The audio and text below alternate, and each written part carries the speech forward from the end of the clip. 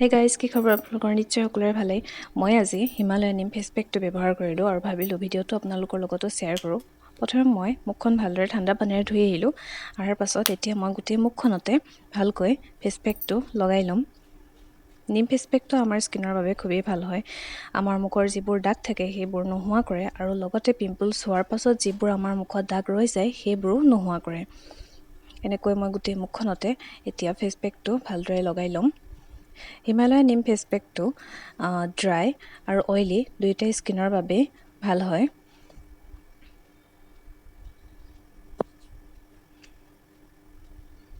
আৰু ইয়াৰ স্মেলটো বহুত ধুনীয়া হয়।